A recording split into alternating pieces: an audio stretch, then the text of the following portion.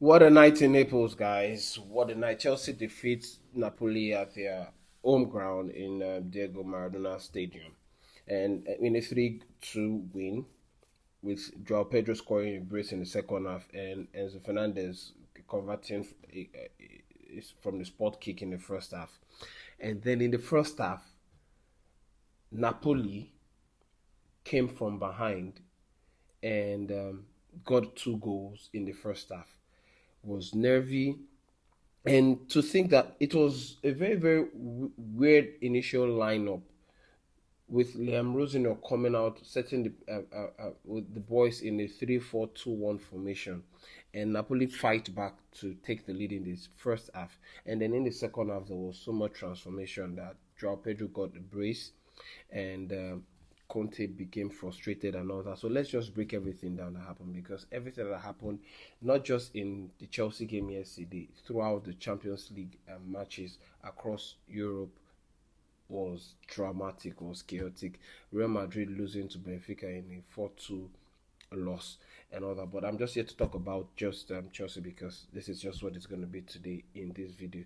Just Chelsea focus. Chelsea lined up unusually in Naples with not our usual 4-2-3-1 formation. It was a 3-4-2-1 formation, and this is how the lineup went. The lineup went with Sanchez in goal, Reece James, Fofana, and Cucurella forming the back three, and then in the midfield was Malo Gusto, Santos, Caicedo, and Neto forming the midfield four, and just above them was Enzo Fernandez and Esteval with João Pedro, the lone striker. And when you notice it, it's just almost it's a back three, and was when I saw the formation and the way the guys played, they looked kind of restricted. In the first half, Chelsea looked like they were trying to match Antonio Conte's 3-4-2-1 shape with a strange, like I said, the lineup was very strange and weird. Okay, the boys kept possession and forced early opportunities, and this paid off in the 19th minute when Reece James free kick hit a Napoli defender's arm, and Enzo Fernandez calmly converted the penalty to give Chelsea the lead. But Napoli responded strongly after that. They pressed wide and targeted the spaces between Chelsea's central defenders and exploited the unfamiliar shape. Now, Vergara equalized around the 33 minutes with a brilliant solo goal, and that was a very poor defending from Fofana. So I've noticed Fofana's lapses. The way they score from him, or the way he loses his man, especially in the box 18 area, is kind of very strange for someone who's got high ceiling, someone who's been in the game for quite some time. Even though most times are not, he's been on the being he's been receiving treatment. This is the longest he has been on the field since he joined Chelsea, or he signed for Chelsea. But the goal was a solo one, even though it was a sloppy defending from Fofana. Napoli equalized, and then Rasmus Højlund put Napoli ahead just before the halftime, and again exploiting the space Chelsea left behind, and that was just how it was. And when you look at that first half, the Chelsea were already 2-1 down, and the initial tactic looked too restrictive, especially in the attack. There was just no cohesion. It just felt like there was so much handbrake with this formation restricting the players. Esteval was like a passenger today in the game. Neto too. I don't know what Neto is doing, but he needs to improve in his game. At halftime, Liam Rosenior made a key change in introducing Cole Palmer for Neto.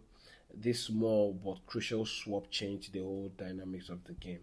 Palmer's intelligence on the ball helped Chelsea link play better, and then was able to break more lines, break lines effectively with more, and Chelsea was able to create better combinations behind Napoli's midfield. You could see the relief and the cohesion in with the way Chelsea was playing in the second half compared to the first half. The substitution suggested Rosenior realized the original setup was too rigid, especially when the game was slipping away. Once the second half settled, Chelsea started to dominate. In the 61st minute, João Pedro equalized with a belter from outside the box. It's nearly 25 yards, if not more. That was a that was a stunning strike that went right into the left side corner of the post. It was a powerful shot, and that just shifted the momentum. And then we continued with Cole Palmer continuously probing the defense line and all that. And in the 82nd minute, João Pedro again. This time he finished clinically after a brilliant Cole Palmer's assist, firing home to give Chelsea the lead, and ultimately Chelsea sealed the win. These goals were not luck. I'm not gonna lie; they were quality, and I'm going to say more like an individual performance from João Pedro. João Pedro was superb after first half. The first half was the difference between the first half and the second half was night and day, man. In the second half, João Pedro showed more composure. The moment Cole Palmer came onto the pitch in the second half, it just you could see a different João Pedro. The composure was there, was now then starting to attack space. His movement looked better, and the finishing was everything that capped it for me, or for Chelsea, or for us last night. Now, let's just quickly talk about what went right for Chelsea, and then we'll go back to what went wrong for Chelsea. Enzo Fernández, like I said, remained calm and clinical from the penalty spot, and he was the one who set the tone early for Chelsea. Aside that, amidst even in the first half, amongst all the restrictions and all that, Enzo Fernández looked like the one who was really, really giving it a go and was trying to get the players and the rest of the teammates, okay, to push on. Cole Palmer changed the rhythm, okay, more link up play, smarter movement, and connecting midfield together. I just cannot wait for Cole Palmer to get back to get himself back, to be 100% fit. I don't know what it is and all that, but we miss Cole Palmer. And then João Pedro was completely spectacular. 2 brilliant goals and a deserved man of the match performance for João Pedro. Then Chelsea showed defensive resilience late, especially when Napoli pushed for an equalizer. And overall, because of this win, Chelsea finished 6th in the Champions League phase and directly qualified for the round of 16, and which means that we've avoided getting involved in the playoff, in a two-legged playoff. And then let's talk about what didn't go right. The first half shape was off, was weird, was please Liam Rosenior, don't do this again, man. Don't do this again. Okay? The first half shift was uneconomical. It allowed Napoli to get in behind very dangerously. Man, the early lead should have been built upon rather than surrendering it. Yeah, the midfield link up was too slow. The ball movement was just so sluggish and lethargic, with Caicedo and Santos even sitting deep. Their combination with Esteval wasn't connecting, and there was no penetration enough. Then the back structure was looking so uncertain. The boys looked like they were confused. They didn't know what to do, especially Reece James and Makukrela partnering Fofana to form the back three. They looked out of sort and out of shape, or probably out of positions, and that created openings for Napoli to attack. But these issues were fixed after halftime adjustment, which is credit to Liam Rosenior. The most important thing that I'm taking on from this game is not the way the fashion with it wasn't it's not the goal the score line, it's the fashion with which we won the game. Okay, earlier in the season, or prior last year, where Chelsea surrendered a lead in the first half, it was curtains for Chelsea. There was no way Chelsea would come back into this, because then we start to see mentality shift negatively You start to see players dipping their heads and losing focus and all that. You see them start to play sluggishly. But in this time around, we're seeing a different side under Liam Rosenior, and Chelsea are starting to learn to win, even in games that don't go well, okay, or that doesn't go well rather. They are learning to win and even win in ugly manner. The most important thing is the win. They get the win, and that's the Chelsea that we used to know. I grew up knowing how to win clean, how to win dirty, how to win, just win. That's the Chelsea that I know. And let's quickly talk about how Antonio Conte's side set up. Now under Antonio, the guys set Conte set Chelsea up. I mean Napoli. This is not Conte's Chelsea anymore. This is Liam Rosenior's Chelsea. Okay, and this doesn't mean that I'm getting carried away with what Liam Rosenior is doing. I mean, but I just like what I'm seeing in the early phase of Liam Rosenior's tenure. Yeah, so that's what I like. Anyway, so Napoli under Antonio Conte lined up in a 3-4-2-1 style with wing backs offering width and Oiland and Vigora quick at the front. Conte's plan was clearly to absorb early pressure and squeeze space centrally while trying to exploit Chelsea's unusual defensive shape.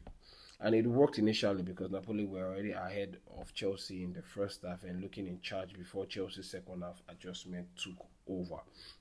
Now, my final take on this is just this. It wasn't just a big win away. This was a mature football under pressure. Chelsea showed tactical flexibility and ability to recover even after going behind, and then resilience in hostile European environment. Then, another thing that I'm taking home is that Liam Rosenau's substitution can change games, and I like the fact that he's very, very proactive. And by finishing in the top 8, Chelsea now face a more straightforward path to the knockout stages without a playoff end, which is a huge boost for the boys and the squad and their planning and momentum going forward. Let me know what you guys think about everything I've said. Yeah, that reminds me. There's also the news that popped up yesterday before the Champions League kickoff that Kendry Paez has now, according to Fabrizio Romano, has joined River Plate on loan. And I don't know what's happening with Kendry Paez. I don't know. I think he's having troubles adjusting to the to European football. I really do not know, but he needs to get the fix of himself. I think he's a year or two older than Estevao, and he should be actually living right, and whatever he needs to do, he needs to keep his head grounded. And this is a player who's been touted to be the face of Ecuadorian football. So I don't know what's happening with him, but whoever needs to speak with him or get him to do the best he can be should actually get to work and speak to him. Otherwise, he might not reach his potential. He just might not reach his potential, and he's starting to show it already. Anyway, let me know what you guys think about everything that I've said in this video. Who was your man of the match? What do you guys think about Liam Rosenau's setup in the first half, and how do you think Liam Rosenior did in the second half? Do you think he should keep experimenting, or you want Liam Rosenior to just stick with what's working and not have to overcomplicate things like Enzo Maresca did? Let me also know what your thoughts are with regards to Kendry Paez in the comment section below. Don't forget to like this video and share this video. Most importantly, don't forget to turn on your notification bell so that you're notified as soon as I put out a video. If there's any other, now we're up again. We look forward to the next game in the weekend on Saturday, which is away to West. Are we away or home? I'll have to look that up and give you feedback or a predicted lineup for that in my next video. Anyway, if there's any other thing that comes up there, I'll be here to share with you guys. And don't forget, it's Chelsea first, rivals next. Peace.